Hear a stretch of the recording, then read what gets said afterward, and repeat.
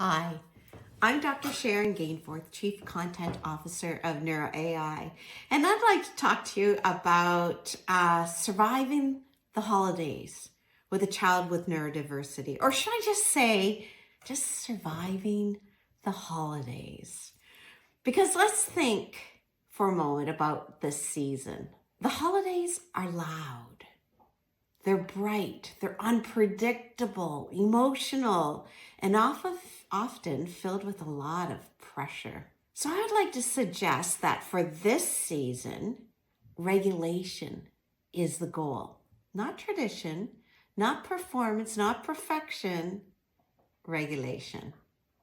Now you may be thinking, regulation of what exactly, Sharon? That's the system in your body that's constantly responding to sensory input. For example, when I get into my car, especially now in the winter, I have this ongoing relationship, some might say battle, with the temperature dial. I turn it up, way up, and then I get too warm. And honestly, a little sleepy, which is not ideal while driving. So then I turn it down, and then I get too cold. So then I turn it back up. Well, most of you know exactly what I'm talking about, especially if you live in cold weather like Atlantic Canada. I'm trying desperately to get the temperature inside my car to that just right place. And here's the thing. We function best when our internal thermostats are set to just right. Now back to the holidays. Where were we? If there was ever a time when our sensory dials get pushed way too far, think about it. The outside world, think about the visual input. The outside world looks different. There's lights on houses, lights on streets. And then inside our house, there's lights, garlands, decorations. And we often have a brightly lit tree inside our house. Sounds. There's different music, more excitement, more noise, more everything. And then there's foods and smells that only appear once a year. Oh, yes. Let's not forget to add in stress, less sleep, and changes to our routine. So is it really any wonder that some children need a few extra survival skills during the holidays? It's because their nervous system is working very, very hard. And you see, when the body is overwhelmed, the brain goes offline for a bit. That means that listening is hard, sharing thoughts or feelings is hard, and behavior can look messy. It's not defiance, it's overload. So now hopefully you can see why I suggested that regulation is the goal for this season. Not tradition, not performance, nor perfection, but regulation. So in order to help us get there, I have chose to identify 3 holiday survival anchors. 1 is lower the bar on purpose, intentionally. You see, the holidays, they arrive with expectations attached, don't they? From relatives, from traditions, from social media, and also that little voice inside our head that says, it's supposed to look magical. But what if this season we allow ourselves to lower the bar on purpose? What if we choose to do what feels safe, manageable, and right for our family? I actually learned this lesson the hard way. You see, when my children were 2 and 4, and I was hosting the Christmas, the whole family came. It was a beautiful turkey dinner, which, as you can imagine, those of you who've cooked a turkey dinner, takes a lot of work. There was laughter, there was joy. It was, by all outside measures, a successful Christmas. But you know what I didn't have? Time. Time to sit on the floor and play with my kids and their new toys. But I told myself, that's okay, Sharon. There'll be lots of time tomorrow and the next day. But before I ever got that chance, our house burned down. Yeah, everything was gone. And in the quiet that followed, something became very clear to me.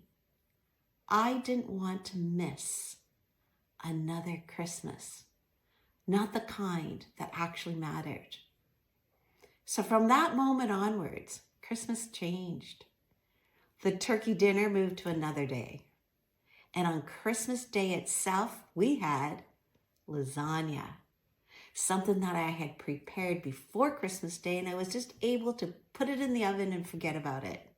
Less work, giving me the ability for more presents. Christmas looked different after that, but it was still wonderful.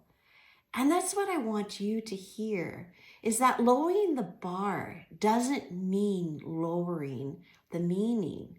Sometimes it's the only way to make room for what truly matters: connection, presence, and moments you cherish. Perhaps this Christmas, you lower the bar by choosing one small tradition that truly matters to your family. Maybe it's opening one gift together, or baking one batch of cookies, or watching one favorite movie. Then let everything else be optional. You may choose to be okay with leaving an event early, skipping some gatherings altogether, stay in your pajamas all day, or eating familiar, safe foods instead of holiday meals, celebrating on a different day, taking breaks in a quiet room. None of this means that you're ruining Christmas. You see, a short visit still counts. A quiet Christmas still counts. Basically, you are choosing connection more than hype. The second anchor is reduce the unknowns. For many children with autism, it's the unknown. Where are we going? Who will be there? What's happening next? When do we get to leave? When life feels unpredictable, our body goes into alert mode. But when our children know what to expect, their nervous system can relax. And calmer bodies make it easier for their brains to handle all the change. This certainly isn't about planning every second. It's about reducing surprises, because predictability creates safety, and safety makes coping possible. So before you head to Grandma's house, take a moment to show your child where you're going, who will be there, who may be there, what the food you might look like, that you might be eating, what will happen first, what comes next, and most importantly, when you're leaving. Even a simple plan like we go, we eat, we open one gift, then we leave. That can lower anxiety immensely. Also, visuals always help. They don't have to be fancy. A photo, quick drawing, a whiteboard with today's plan on it.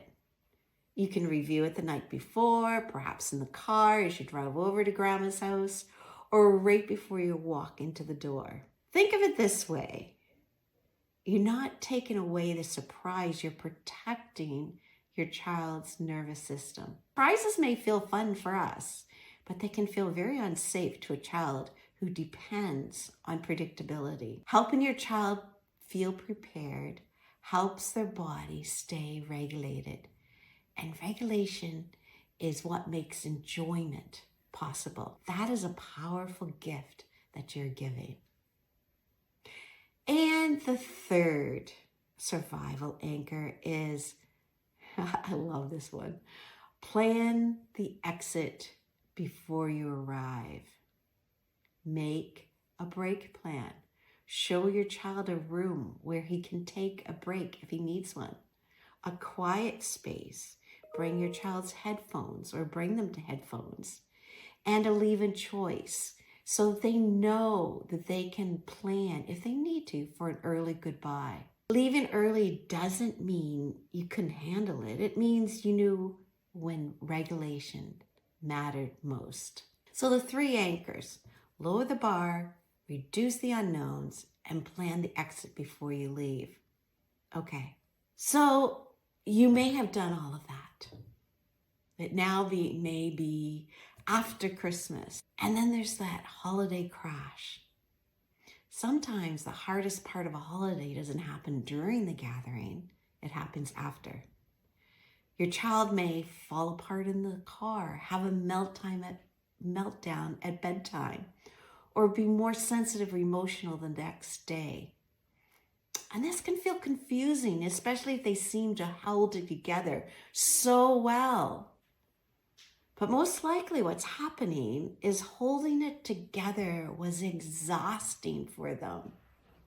Your child used all of their energy to cope. Their nervous system stayed on for way too long. And when they're finally safe, their body releases. This can look like tears, anger, restlessness, meltdowns, or shutdowns.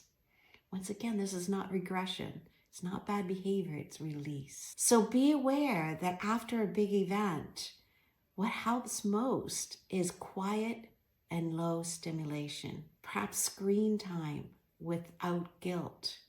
Warm, familiar food, deep pressure, if that's what your child benefits from, and no demands. You're not spoiling your child, you're supporting the recovery. So rather than looking at the crash as, oh, I thought it went well, I guess it didn't. Nah, it just means that your child tried very hard. And trying takes energy. Energy needs rest, and that is regulation. I sincerely wish for you a deep, meaningful holiday season. And just hug your kids. Happy holidays. Bye.